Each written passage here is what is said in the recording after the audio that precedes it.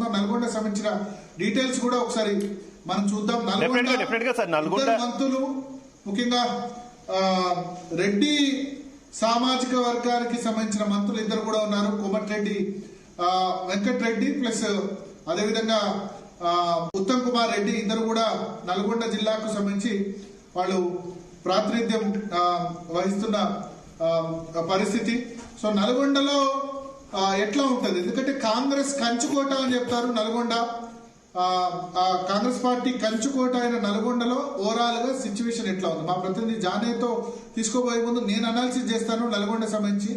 So Rehana, నల్గొండకు సంబంధించి మనం overall గా చూసుకుంటే కనుక నల్గొండకు సంబంధించిన స్టాటిస్టిక్స్ ఒకసారి మనం చూస్తే కనుక నిజామాబాద్ సంబంధించి కంప్లీట్ అయింది. నల్గొండ సంబంధించి సూర్యాపేట మాజీ మంత్రి జగదీష్ రెడ్డి ప్రాతినిధ్యం వహిస్తున్న నియోజకవర్గం ఇక్కడ.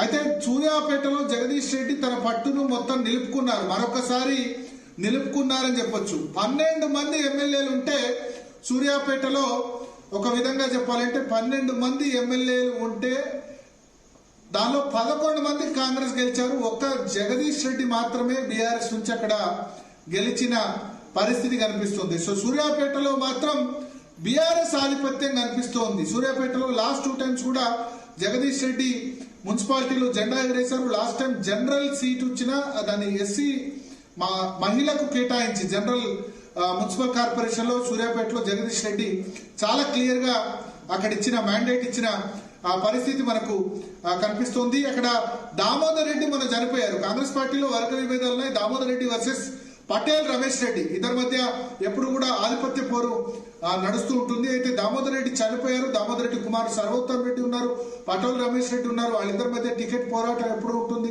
దామోదర్ రెడ్డికి లాస్ట్ 2 టైమ్స్ టికెట్ వచ్చింది. అయినప్పటికీ అక్కడ సూర్యాపేటలో మాజీ మంత్రి జగదీష్ రెడ్డి ఒక విధంగా ఒంటరి పోరు సలిపారు. మొన్ననే ఆయన 92 సంవత్సరాల వయస్సులో తన తండ్రిని సర్పంచ్ గా గెలిపించుకున్నారు. సో సూర్యాపేటలో బీఆర్ఎస్ కు స్లైట్లీ ఎడ్జ్ మనకు కనిపిస్తోంది. అక్కడ బీజేపీ కూడా స్ట్రాంగ్ ఉంటుంది. సంకినేని వెంకటేశ్వరరావు చాలా గట్టి పోటీ ఇస్తూ ఉంటారు. నిజానికి ఇక్కడ సూర్యాపేట ఎప్పుడు కూడా tough fight, multi corner contest. Vatti Janaiah Yadav last time BSP నుంచి పోటీ చేశారు. సంకినేని వెంకటేశ్వరరావు భారతీయ జనతా పార్టీ, దామోదర్ రెడ్డి బీఆర్ఎస్ నుంచి ఉంటారు. సారీ, కాంగ్రెస్ పార్టీ నుంచి దామోదర్ రెడ్డి కంటెస్ట్ చేశారు. కాంగ్రెస్ పార్టీలోనే పటేల్ రమేష్ రెడ్డి ఉన్నారు. సో వీళ్ళందరూ ఉండడం వల్ల అక్కడ సూర్యాపేట ఎప్పుడు కూడా కొంత సెన్సేషన్ నడుస్తూ ఉంటుంది. సూర్యాపేటలో ఎప్పుడు కూడా మల్టీ కార్నర్ కంటెస్ట్ ఉంటుంది. అయితే సూర్యాపేటలో జగదీష్ రెడ్డి మొత్తానికి తన ప్రాబల్యం చూపించుకోగలిగారు. జగదీష్ రెడ్డి సూర్యాపేట మీద బీఆర్ఎస్ జెండా ఎగరవేస్తారని మనకు సమాచారం అందుతుంది. నల్గొండ జిల్లాలో బీఆర్ఎస్ చాలా గట్టి పోటీనిచ్చిన పరిస్థితి కనిపిస్తుంది. నల్గొండ కార్పొరేషన్ కి తర్వాత వద్ద నల్గొండలో బీఆర్ఎస్ నిజానికి ఇటువంటి రిజల్ట్ వస్తుందని ఎవరు కూడా ఊహించని పరిస్థితి. సూర్యాపేటలో అయితే డైరెక్ట్ గా కొట్టేశారు. అదేవిధంగా మిర్యాలగూడలో సీఎం రేవంత్ రెడ్డి సభ నిర్వహించిన మిర్యాలగూడలో బీఆర్ఎస్ వర్సెస్ కాంగ్రెస్ నువ్వా నేనా అన్న విధంగా ఫైట్ చేస్తున్న పరిస్థితి మనకు మిర్యాలగూడలో కనిపిస్తుంది. మిర్యాలగూడలో బత్తుల లక్ష్మారెడ్డి అక్కడ ఎమ్మెల్యే జానారెడ్డి కొడుకు నిజానికి టికెట్ ఆశించారు రఘువీర్ రెడ్డి. కానీ అసెంబ్లీ ఎన్నికల్లో ఒక కుటుంబానికి ఒకటి టికెట్ అని చెప్పి, ఎందుకంటే ఆల్రెడీ కోమటిరెడ్డి బ్రదర్స్ 2 టికెట్లు, తర్వాత ఉత్తమ్ కుమార్ రెడ్డి ఇంట్లో 2 టికెట్లు, మళ్ళీ జానారెడ్డి సంబంధించి జైవీర్ రెడ్డి ఆల్రెడీ నాగార్జున సాగర్ ఉన్నారు కాబట్టి మిర్యాలగూడలో రఘువీర్ రెడ్డికి టికెట్ దొరకలేదు. తర్వాత రఘువీర్ రెడ్డి ఎంపీగా గెలిచారు. కానీ బత్తుల లక్ష్మారెడ్డికి మిర్యాలగూడ నుంచి టికెట్ వచ్చింది. టికెట్ వచ్చిన తర్వాత ఆయన చాలా ఈజీగా గెలిచారు. అక్కడ నిజానికి భాస్కర్ రావు కూడా జానారెడ్డి వర్గమే, కమ్మ సామాజిక వర్గానికి సంబంధించిన వ్యక్తి. మొన్న ఓడిపోయారు. ఆయన గతంలో కాంగ్రెస్ నుంచి గెలిచి బీఆర్ఎస్ లోకి ఫిరాయించారు. సో భాస్కర్ రావు చాలా గట్టి ఫైట్ ఇచ్చారని చెప్పాల్సి ఉంటుంది. మిర్యాలగూడ సభలో భాస్కర్ రావును రేవంత్ రెడ్డి కూడా హెచ్చరించారు. భాస్కర్ రావు ఏదో మా వాళ్ళని బెదిరిస్తున్నాడు అది ఇది అని చెప్పి. బట్ చాలా టఫ్ ఫైట్ మిర్యాలగూడలో నడిచింది. అధికార పార్టీ అయినప్పటికీ సరే మిర్యాలగూడలో మొదటి నుంచి కూడా టాక్ ఉంది. మిర్యాలగూడలో బీఆర్ఎస్ మంచి పర్ఫార్మెన్స్ ఉంటుందని. బీఆర్ఎస్ వర్సెస్ కాంగ్రెస్ అనే పరిస్థితి మిర్యాలగూడలో వచ్చింది. ఇక భువనగిరిలో కూడా టఫ్ ఫైట్ నడిచింది. ఎందుకంటే నల్గొండ జిల్లా మొత్తం వన్ సైడ్ అనుకున్నారు. వన్ సైడ్ పరిస్థితి లేకుండా బీఆర్ఎస్ టఫ్ ఫైట్ ఇచ్చిందని చెప్పాల్సి ఉంటుంది. భువనగిరి సంబంధించి మనం చూసుకుంటే భువనగిరిలో పైల శేఖర్ రెడ్డికి చాలా సాఫ్ట్, చాలా మంచి పర్సన్ అని కూడా పేరొందిన పరిస్థితి. సో భువనగిరికి సంబంధించి వీళ్ళుంటే జానయ్య ఫోన్ లైన్ లో తీసుకోండి, లైవ్ లో కాకుండా, లైవ్ వల్ల డిలే అవుతుంది, ఫోన్ లైన్ లో తీసుకోండి.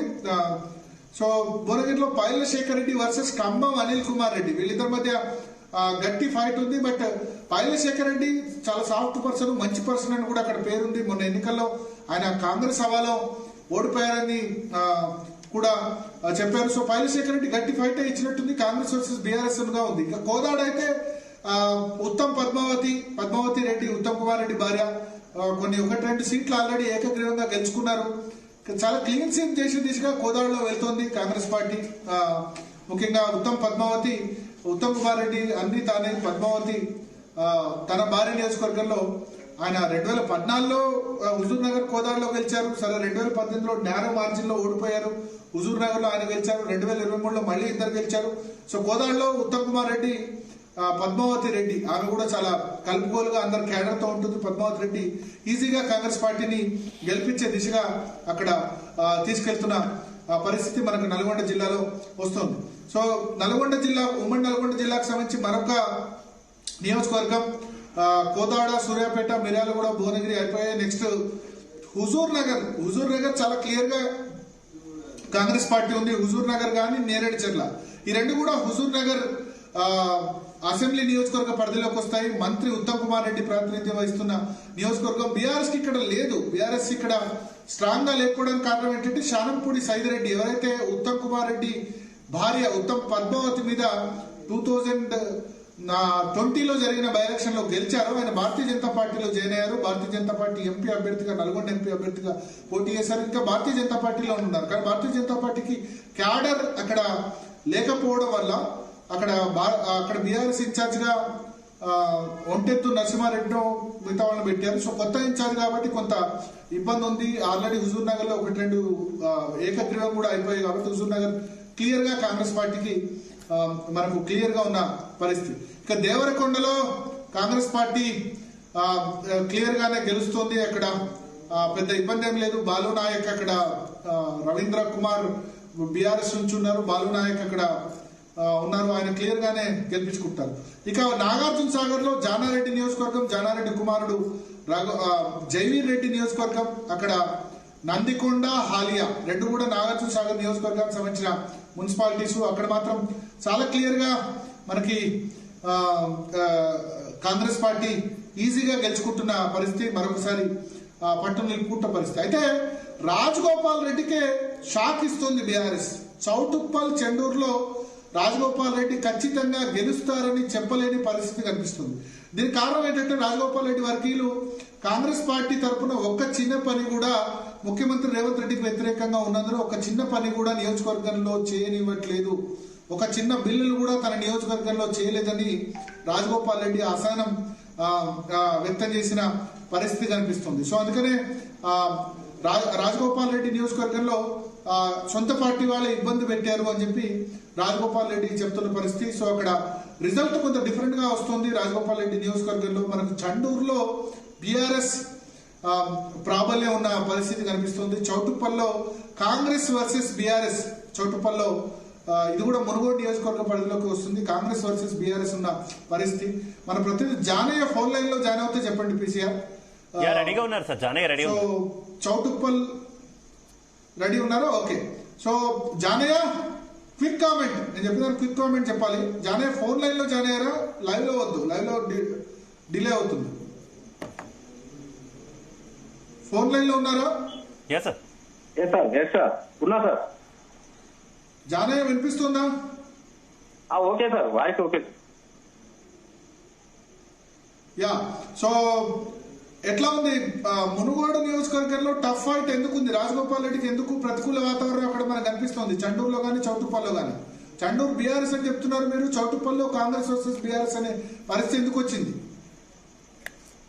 ఏదైతే మునుగోడు నియోజకవర్గంలో చౌటుప్పల్ అలాగే చెండూరు ఈ రెండు మున్సిపాలిటీలు కూడా రాజగోపాల్ రెడ్డి ప్రాతినిధ్యం వహిస్తున్నటువంటి మునుగోడు నియోజకవర్గం. అయితే రాజగోపాల్ రెడ్డి గెలుపొందినప్పటి నుంచి కూడా, కాంగ్రెస్ పార్టీ నుంచి గెలుపొందినప్పటి నుంచి కూడా ఆయన మొదటగా మంత్రి పదవి విషయంలో కొన్ని రోజుల పాటు అసలు నియోజకవర్గం విషయంలో ప్రభుత్వ పథకాలకు సంబంధించి కానీ ప్రజల్లోకి వెళ్లేందుకు కూడా కొంత దూరం ఉన్న పరిస్థితి ఉంది. తర్వాత మంత్రి పదవి విషయంలో కూడా ఇటు ఇవ్వకపోవడం మరియు ప్రభుత్వానికి వ్యతిరేకంగా కూడా ఆయన పలుమార్లు మాట్లాడడం కూడా కొంత ఆ నియోజకవర్గ కాంగ్రెస్ పార్టీ వర్గీయుల్లోనే కొంత రాజగోపాల్ రెడ్డి తీరు పట్ల కూడా కొంత అసహనం వ్యక్తం చేసిన పరిస్థితి కనపడింది. తర్వాత ఇటు వైన్ షాప్లకు సంబంధించి కూడా ఆయన కొత్త రూల్స్ పెట్టడం వ్యాపారస్తులకు సంబంధించి కొంత ఇబ్బందికరంగా మారడంతో పాటు ఇటు బెల్ట్ షాపులకు సంబంధించి కూడా గ్రామాల్లో నిర్మూలించేందుకు కూడా ఆయన మొదటి నుంచి కూడా ఆయన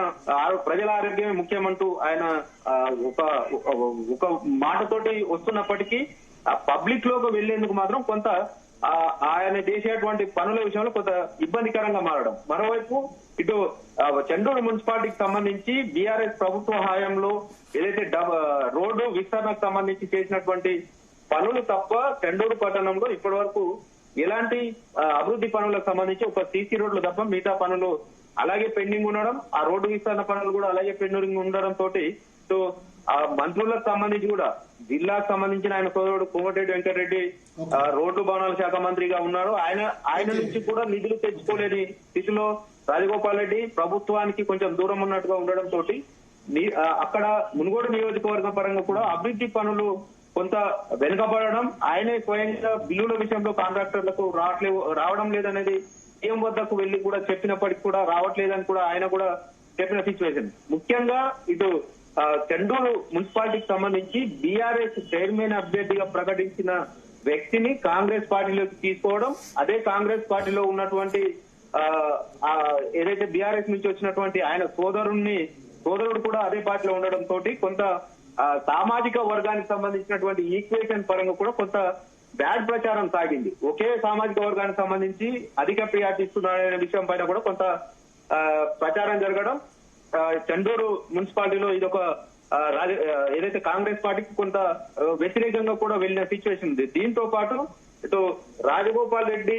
విషయంలో అభివృద్ధికి సంబంధించి కానీ ఆయన మాట్లాడే తీరు పట్ల కూడా కొంత మునుగోడు నియోజకవర్గ వ్యాప్తంగా కూడా కొంత ఆయనకు పట్టు తగ్గుతూ వస్తుందనేది కూడా కొంత ఆ కాంగ్రెస్ పార్టీ నాయకులే చెప్తున్న పరిస్థితుల్లో అక్కడ చెండూరు మున్సిపాలిటీకి సంబంధించి కేవలం 10 వార్డులు మాత్రమే ఉండడం జరిగింది. ఆ 10 వార్డులకు సంబంధించి కూడా 5 నుంచి 7 వార్డుల వరకు బీఆర్ఎస్ పార్టీ గెలిచే అవకాశాలు ఎక్కువగా ఉండడం తోటి పోల్ మేనేజ్మెంట్ నిన్న నుంచి ప్రచారం బంద్ అయిన తర్వాత పోల్ మేనేజ్మెంట్ ద్వారా అది చేయడం ద్వారా కొంత మళ్ళీ కాంగ్రెస్ పార్టీ నుంచి పోటీ చేసిన అభ్యర్థులకు కొంచెం ఎడ్జ్ వచ్చిన పరిస్థితి కనపడింది. ఈ రోజు పోలింగ్ సందర్భంగా ఇటు కాంగ్రెస్ పార్టీ అభ్యర్థులు కూడా 5 నుంచి 6 వార్డులు గెలిచే అవకాశం కనిపిస్తుంది. దీంతో పాటు ఎక్స్ఆఫీషియల్ ఓట్లు రాజగోపాల్ రెడ్డితో పాటు ఎమ్మెల్సీ సత్యం కూడా మునుగోడు కాన్స్టిట్యున్సీకి చెందిన వ్యక్తి కాబట్టి ఆయనది కూడా అక్కడ పెట్టి municipal chairman Chennur municipal chairman ను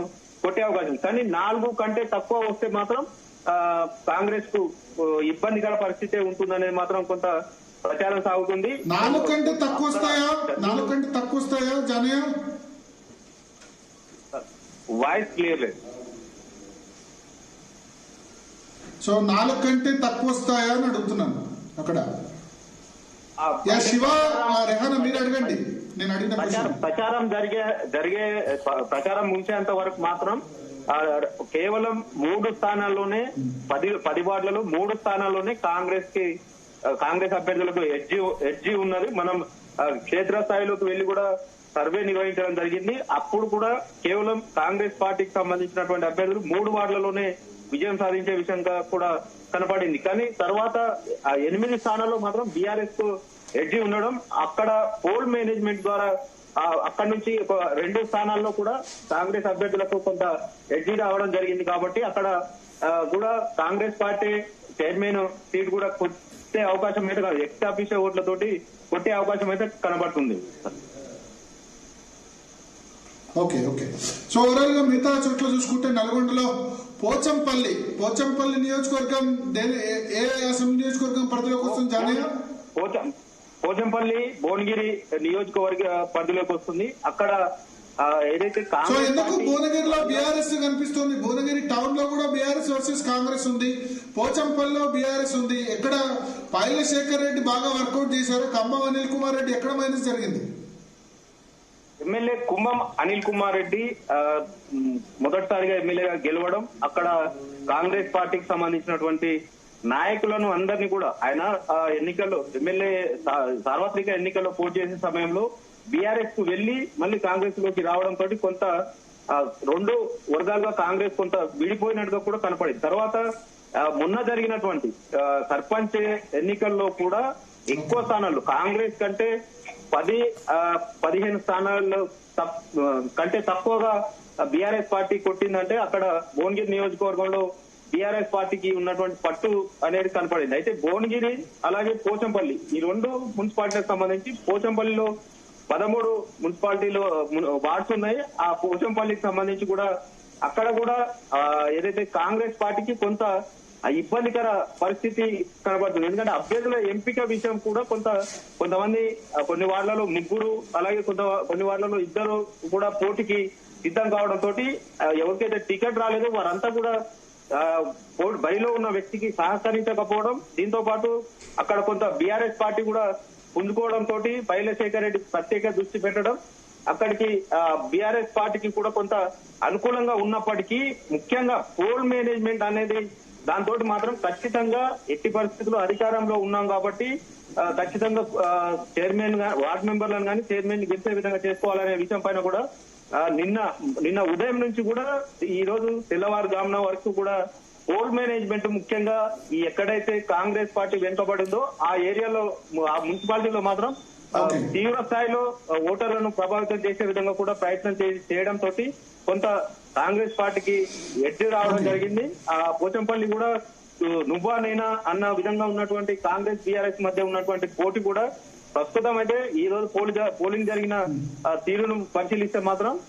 కాంగ్రెస్ పార్టీకే పోచంపల్లి కూడా ఎడ్జ్ కనిపిస్తున్నప్పటికీ మెజార్టీ సీట్లు వస్తాయా రావనేది కొంత మోత్కూరు దేని కిందకి యాదగిరిగుట్ట కిందకి వస్తుందా? మోత్కూరు ఎక్కడ భువనగిరినా లేకపోతే ఆలేరు నియోజకవర్గమా? మోత్కూరు తుంగతుర్తి నియోజకవర్గ పరిధిలోకి. సో తుంగతుర్తి పరిధిలో మరి బీఆర్ఎస్ ఎందుకుంది? మందుల సామ్యాల మీద వ్యతిరేకత ఉందా? అక్కడ యాదవ్ కిషోర్ కొంత వర్కౌట్ చేసుకున్నారా? తుంగతుర్తి నియోజకవర్గంలో ఎమ్మెల్యే మందుల సామ్యాలతో పాటు ఎంపీ చామల కిరణ్ కుమార్ రెడ్డి కూడా అదే నియోజకవర్గానికి సంబంధించిన వ్యక్తి కావడంతో పాటు ఇటు కొంత కాంగ్రెస్ పార్టీ వర్గపోరు అనేది మాత్రం తీవ్ర స్థాయిలో మొన్నటి వరకు కూడా కొనసాగింది. సీఎం రేవంత్ రెడ్డి స్వయంగా అక్కడ తిరుమలగిరిలో సభలో ఆయన పాల్గొని వర్గపూర్ను మీరు లేకుండా చేయాలనేది కూడా ఆయన బహిరంగ సభ ద్వారానే చెప్పడం జరిగింది. అయినా కూడా ఏదైతే మోత్కూర్ కావచ్చు తిరుమలగిరి ఈ రెండు మున్సిపాలిటీలు కూడా తుంగతుర్తి నియోజకవర్గ పరిధిలోకి వస్తాయి. అయితే ఈ మున్సిపాలిటీల్లో అభ్యర్థులకు సంబంధించి మందుల సామేలకు సంబంధించిన వర్గానికి సంబంధించినటువంటి కొంతమంది అభ్యర్థులను బరిలో దింపారు. ఇటు ఎంపీ చామల కిరణ్ కుమార్ రెడ్డి తన అనుచరులను కూడా కొంతమంది బరిలోకి దింపడం.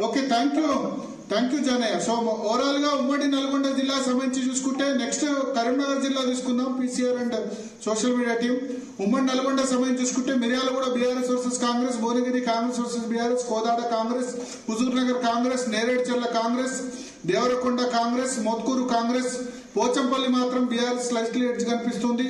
ఆలేరు నియోజకవర్గంలో ఆలేరు, యాదగిరిగుట్ట రెండు కూడా క్లియర్ కట్ గా కాంగ్రెస్ పార్టీకి ఉన్నాయి. బీర్లా ఎలయ్య యాదవ్ అక్కడ ప్రభుత్వ విప్పుగా ఉన్నారు. క్లియర్ కట్ గా కాంగ్రెస్ కనిపిస్తుంది. నకిరేకల్లో మాత్రం వేముల వీరేశం కు కొంత సెట్ బ్యాక్ జరిగేటట్టు కనిపిస్తుంది. చిట్యాల్లో బీఆర్ఎస్ వర్సెస్ కాంగ్రెస్ ఉన్న పరిస్థితి మనకు నకిరేకల్ నియోజకవర్గంలో కనబడుతుంది. అక్కడ బీఆర్ఎస్ నుంచి చిరుమర్తి లింగయ్య ఉన్నారు. బహుశా కోమటిరెడ్డి బ్రదర్స్ ఇద్దరు కూడా ఎక్కువ రావట్లేదు, వాళ్ళ సొంత నియోజకవర్గం అది. తిరుమలగిరిలో కూడా కాంగ్రెస్ వర్సెస్ బీఆర్ఎస్ ఉన్న పరిస్థితి మనకు కనిపిస్తుంది. సో ఓవరాల్ గా చూసుకుంటే నల్గొండకు సంబంధించి కరీంనగర్ సంబంధించి నెక్స్ట్ ప్లే చేద్దాం. పీసీఆర్ ముందు నల్గొండ సంబంధించి క్లోజ్ చేద్దాం. కరీంనగర్ సంబంధించి స్టార్ట్ అయినప్పుడు చెప్దాం. నల్గొండ సంబంధించి ఓవరాల్ గా municipal corporation Nalgonda municipal corporation లో కాంగ్రెస్ 206 నుంచి టోటల్ మున్సిపాలిటీస్ నల్గొండ సంబంధించి 206 నుంచి 214 వార్డ్స్ కాంగ్రెస్ పార్టీకి వచ్చే అవకాశం ఉంటే బీఆర్ఎస్ 101 నుంచి 111, బీజేపీ 14 నుంచి 16, ఎంఐఎం 0 నుంచి 3, అదర్స్ 22 నుంచి 25. సో నల్గొండలో బీజేపీ ఆల్మోస్ట్ నెగ్లిజిబుల్ అనే చెప్పుకోవాల్సి ఉంటుంది. ప్రధానంగా నల్గొండ జిల్లాలో కాంగ్రెస్ బీఆర్ఎస్ మధ్య పోటీ ఉంది. కాంగ్రెస్ బీఆర్ఎస్ కంటే రెట్టింపు సీట్లు వస్తుంది. కానీ ఈ మాత్రం పర్ఫార్మెన్స్ కూడా బీఆర్ఎస్ నుంచి ఆశించలేదు. ఎందుకంటే నల్గొండ జిల్లా కాంగ్రెస్ కంచుకోట. ఎక్సెప్ట్ 2018, 2014లో బీఆర్ఎస్ 63 సీట్లు వచ్చినప్పుడు కూడా నల్గొండలో కాంగ్రెస్ 9 వచ్చాయి, బీఆర్ఎస్ 3 సీట్లు మాత్రమే వచ్చిన పరిస్థితి. సో రెడ్డిల ప్రాబల్యం అధికంగా ఉన్న జిల్లా. కోమటిరెడ్డి వెంకటరెడ్డి, జానారెడ్డి, ఉత్తమ్ కుమార్ రెడ్డి, దామోదర్ రెడ్డి, రాజగోపాల్ రెడ్డి, ఇంతమంది హెవీ వెయిట్స్ ఉన్న జిల్లాలో బీఆర్ఎస్ కొంత టఫ్ ఫైట్ ఇచ్చిందనే మనకు చెప్పాల్సి ఉంటుంది. ఊహించలేదు బీఆర్ఎస్ ఈ విధంగా పర్ఫార్మెన్స్ వస్తుందని. ఇప్పుడున్న దాని ప్రకారం సూర్యాపేట, మిర్యాలగూడ, తర్వాత మోత్కూరు, చండూరు, చౌటుప్పల్, తిరుమలగిరి, ఇవన్నిట్లో కూడా బీఆర్ఎస్ చాలా టఫ్ ఫైట్ ఇస్తున్న పరిస్థితి. 1-2 మున్సిపాలిటీస్ లో బీఆర్ఎస్ సింగిల్ లార్జెస్ట్ పార్టీగా కూడా ఉన్న పరిస్థితి. అయితే నల్గొండ కార్పొరేషన్ లో మాత్రం కోమటిరెడ్డి వెంకటరెడ్డి చాలా క్లియర్ గా నల్గొండ కార్పొరేషన్ ను ఆయన కైవసం చేసుకునే దిశగా మనకు కనిపిస్తుంది. కోమటిరెడ్డి వెంకటరెడ్డి డెలివర్ చేశారని చెప్పొచ్చు. ఇటీవల వివాదాలు చుట్టుముట్టాయి. ఓ టీవీ ఛానల్లో వేసిన కథనం గానీ మిగతాయి గానీ కొంత ఆయన ఇబ్బంది పెట్టినా సరే మనకు అంత ఈజీగా అయితే ఆయన వెళ్ళలేదు. నల్గొండ కార్పొరేషన్ అయితే చాలా క్లియర్ గా ఆయన ఇచ్చిన పరిస్థితి. పీపుల్స్ పల్స్ ఏదైతే సర్వే ఇచ్చిందో కార్పొరేషన్ సంబంధించి ఇచ్చిన సర్వేలో అయితే క్లియర్ గా నల్గొండలో చెప్తున్నారు కాంగ్రెస్ పార్టీ క్లియర్ గా ఫామ్ చేస్తుంది. 2/3 మెజారిటీ కూడా దగ్గరలో రావచ్చు అని పీపుల్స్ పల్స్ చెప్తుంది. పీపుల్స్ పల్స్ నల్గొండకు సంబంధించి ఒకసారి ఏం చెప్పిందంటే కాంగ్రెస్ కి 21 నుంచి 26 రావచ్చు, బీఆర్ఎస్ 8 నుంచి 12 రావచ్చు, బీజేపీ 6 నుంచి 10 రావచ్చు, ఎంఐఎం 2 నుంచి 4 రావచ్చు, ఇతరులు 1 నుంచి 2 వార్డులు గెలుపొందే అవకాశం ఉంది. నెక్స్ట్ కరీంనగర్ జిల్లాకి వెళ్దాం. ఉమ్మడి కరీంనగర్ జిల్లా గోపి